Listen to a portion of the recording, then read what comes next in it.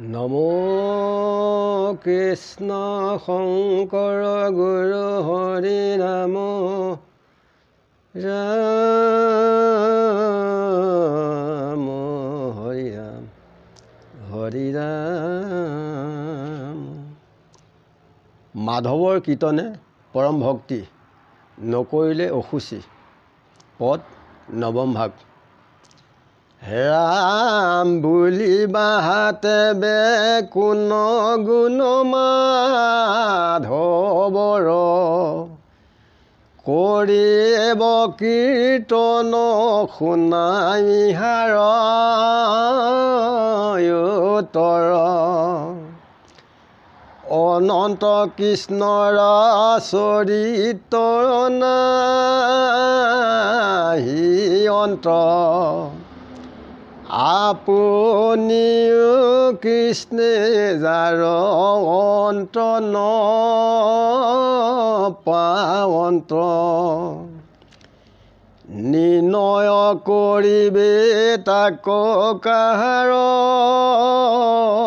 শকতি, চাহে যিটো জনে তাক গণিবা কপতি।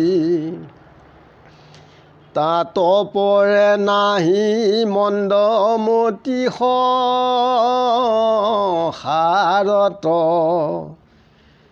লয় কমিহাৰ সাক্ষী কৃষ্ণৰ বাক্যত। বুলন্ত উদ্ধৱ শুনা কহুচ ৰূপত, জাত পৃথিৱীৰ পৰমাণু আছে যত। বিস্তৰ কালে শেষে বে মহিমাত্ৰ তাক, গণি সংখ্যা কৰিয়া পাৰ কহিবাক। তথাপি মায়া বলে সৃজিয়াছো যত, নপাৰ গণিতে ব্ৰহ্মাণ্ডয়া আছে কত। ময়ো নজানো ব্ৰহ্মাণ্ডৰ সীমা যত, নাম গুণ বিভূতি যতে কয়া আছে তত। কাহাৰ শকতি তাক কৰিবে কৱন্ত, এতেকে উদ্ধৱ মোৰ চৰিত্ৰ অনন্ত।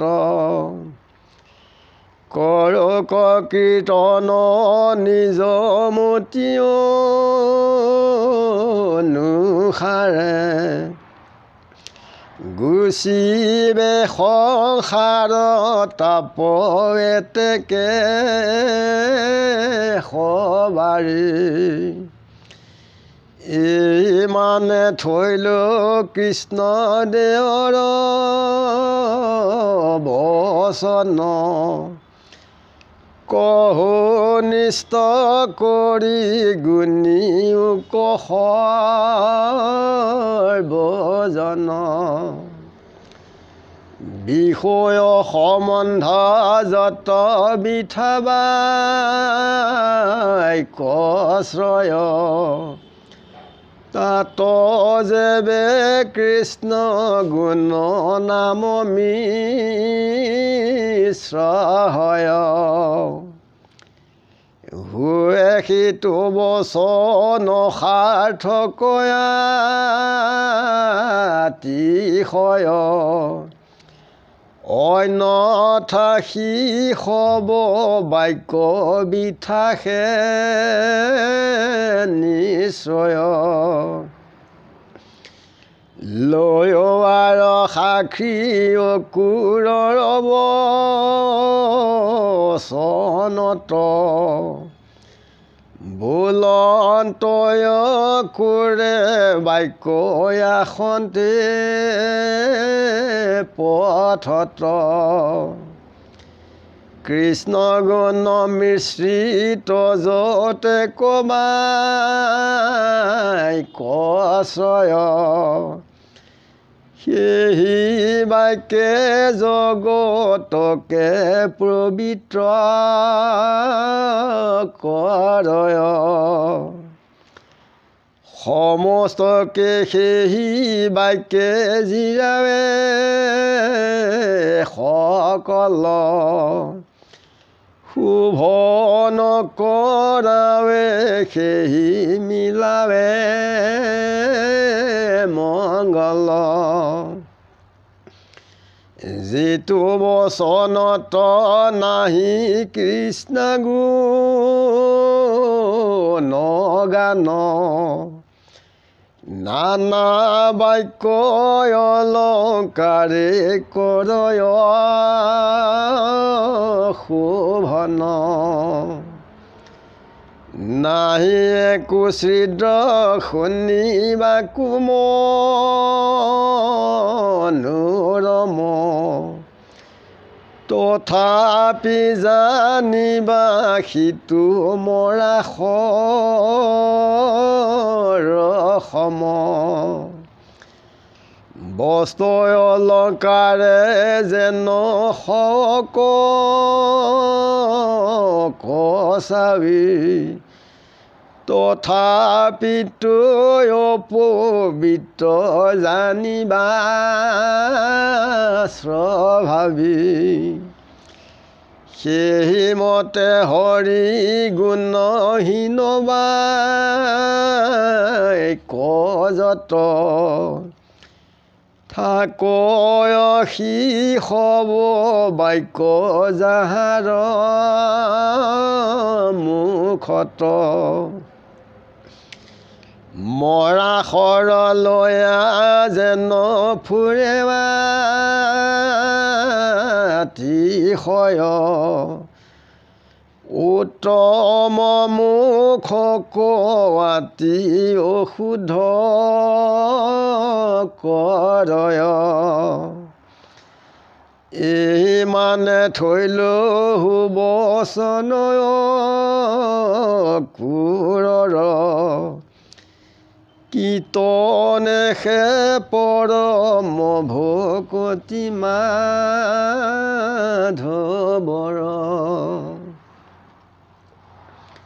যে কৃষ্ণৰ গুণ নাম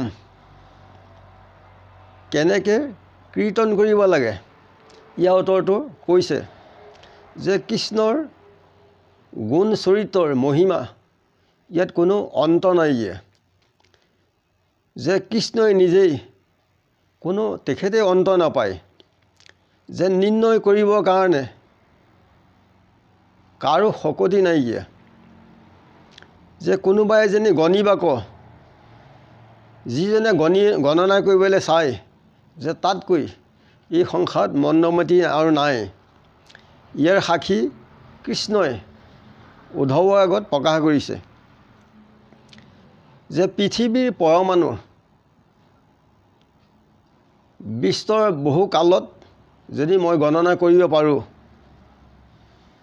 তথাপিতো মই ক'ব পাৰোঁ এইবুলি কৃষ্ণই উদ্ধৱক কৈছে যে তথাপিতো মায়াৰ বলেৰে যিবিলাক মই চজি আছোঁ যে তাৰ সংখ্যা এই ব্ৰহ্মাণ্ডৰ কোনো গণনা কৰিব মই নোৱাৰোঁ এইবুলি কৃষ্ণই উদ্ধৱক কৈছে যে ব্ৰহ্মাণ্ডৰ কিমান সীমা আছে এই বিষয়ে মই নাজানো যে নাম গুণ বিভূতি যিমানবিলাক আছে এই বিষয়ে মই নাজানো আৰু তাক জানিবৰ কাৰণে কাৰো শক্তি নাই তেখেতৰ গুণ নাম অসীম তেখেতৰ অনন্ত অন্ত নাই সেইকাৰণে লোকসকলে কৃষ্ণৰ নাম তেখেতৰ নাম অনন্ত ৰাখিছে অন্ত নোপোৱাৰ কাৰণে এই কথাখিনি উদ্ধৱক কৈছে যে কৃষ্ণৰ কীৰ্তন যাৰ যিমানখিনি শক্তি মতি অনুসাৰে শ্ৰৱণ কীৰ্তন কৰিলে আমাৰ শৰীৰৰ যিবিলাক শোক তাপ দুৰ্বাসনা এই সকলোবিলাক গৰাকীয়ে নাইকিয়া কৰে। যে বিশেষকৈ বিষয় সম্বন্ধত গৃহ সংসাৰত যিবিলাক বাক্য প্ৰয়োগ কৰা হয় বিঠাই কোন কেনি গ'ল কোনে কি খালে যে তাত ঈশ্বৰ কৃষ্ণৰ নাম যদি সন্নিৱিষ্ট থাকে তেতিয়া সেই বাক্যবিলাক পৰম সাৰ্থক হয়। এনে বাহিৰা কথা ক'লে সেইবিলাকত কোনো বৰ্তমানৰ পৰজন্মৰ কাৰণে তাত নিকাৰহে হয়। সেইকাৰণে জানি জ্ঞানী লোকসকলে কেতিয়াও বাহিৰা কথা অনাবত চৰ্চা কৰি নাথাকে, তাৰ মাজত ঈশ্বৰ কৃষ্ণৰ নাম গুণ দুটাও তেখেতসকলে প্ৰকাশ কৰি সময়টো কটাই থাকে। মৃত্যুৰ সময় কেতিয়া আহি পায়হি যে এই কথাখিনি অকুৰে যেতিয়া কৃষ্ণক কংসৰ ওচৰলৈ যেতিয়া উঠাই লৈ আহে ৰথত তুলি তেতিয়া তেওঁ পথত তেওঁ কৈছে যে কৃষ্ণৰ নাম গুণৰ যিখিনি বাক্য এই বাক্যৰে জগতক পবিত্ৰ কৰে। এই বাহিৰা এখন জগত আছে আমাৰ শৰীৰাজ্য এইখনো এখন জগত এই বাহিৰে ভিতৰে যে কৃষ্ণৰ বাক্যৰে যে যিবিলাক অসুস্থ লোক তেওঁলোককো সবল কৰে অৰ্থাৎ জীয়াৱে আৰু কৃষ্ণৰ নাম গুণে সকলো লোকসকলক শোভাবৰ্ধন কৰে আৰু পৰম মংগল আহি উপস্থিত হয় কৃষ্ণৰ কৃপাত। সেইকাৰণে আমি ঈশ্বৰ কৃষ্ণৰ নাম দিনটোত অকণমান হ'লেও চৰ্চা কৰিলে গৰাকীয়ে পৰম কৃতাৰ্থ কৰায়।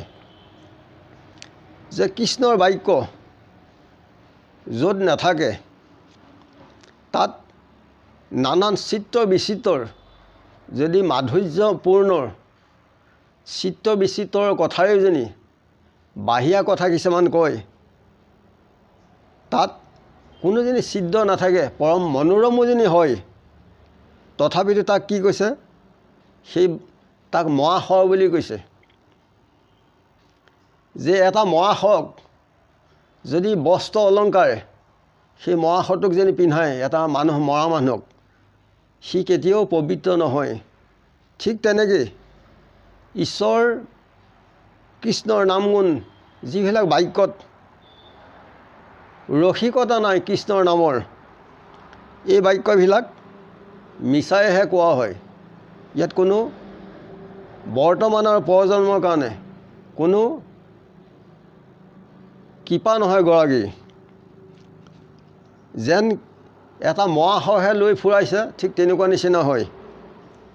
আৰু কি কৰে আমাৰ মুখখন হৈছে শুদ্ধ মুখখনক কি কয় এখন হৈছে উত্তম মুখ। ঈশ্বৰ কৃষ্ণৰ নাম গুণ ল'বলৈ আমাক জিভা দিছে মুখ দিছে তেওঁ নাম গুণ ল'ব লাগে। মিছা ঠগ প্ৰবঞ্চক ফাঁকি চলাহী বিশ্বাসঘাতকতা এইবিলাক কৰিলে পৰজন্মৰ কাৰণে বৰ্তমানৰ কাৰণে সেই বিচনাত পেলাই হ'লেও যমৰ কিংকৰে টাঙন দি হ'লেও যিবিলাক বেয়া যিবিলাক মলিমামৰ চব গুচাই পৰিষ্কাৰ কৰিব। সেইকাৰণে জানি পেলাই শুদ্ধ গুৰুৰ আশ্ৰয়ত কৃষ্ণৰ নাম গুণ ল'লে সকলোৰ বৰ্তমান পৰজন্মৰ কাৰণে কল্যাণ হয়। জীৱটোৰ বৰ্তমানটো খাই বৈ আছোঁ পাছৰ জন্মৰ কাৰণে ভাবিলে সকলোৰে কল্যাণ হয়। কৃষ্ণৰ কীৰ্তন কৰিলে আমাৰ শৰীৰৰ যিবিলাক অসুচি ভাৱ আছে এইবিলাক নাইকিয়া হৈ পৰম গৰাকীয়ে কৃপা কৰে। আমাৰ মানুহৰ জন্ম কেলৈ দিছে খাই বৈ থাকিবলৈ ল'ৰা ছোৱালী তুলি পোহপাল দিবলৈ দিয়া নাই। এখন মায়া বজাৰ আমাক এই সংসাৰলৈ টোপোলা কি নিব পাৰোঁ আমাক সেইকাৰণে পঠাইছে। কিবা এটা লৈ গ'লে সকলো লোকেই পৰজন্মত পৰম কৃতাৰ্থ হ'ব। সেইকাৰণে মনুষ্য জন্মৰ লভিবাৰ ফল হৰিৰ কীৰ্তন মাত্ৰ হৰিৰ কীৰ্তন কৰি মহাসুখে হোৱে ভকতিৰ পাত্ৰ হৰি গুণ নাম শ্ৰৱণ কীৰ্তন কৰে চিত নিৰ্মল আমাৰ মন প্ৰাণ চিত সদায় পৰিষ্কাৰ পৰিচ্ছন্নতা নিৰ্মল শুদ্ধ কৰে হৰি চৰণ কেৱলে ভকতি লভিবাহা সমংগল সকলো সমংগল লাভ কৰে কৰ্ণপথে ভকতৰ হিয়াত প্ৰৱেশী হৰি দুৰ্বাসনা হৰে সমস্তৰ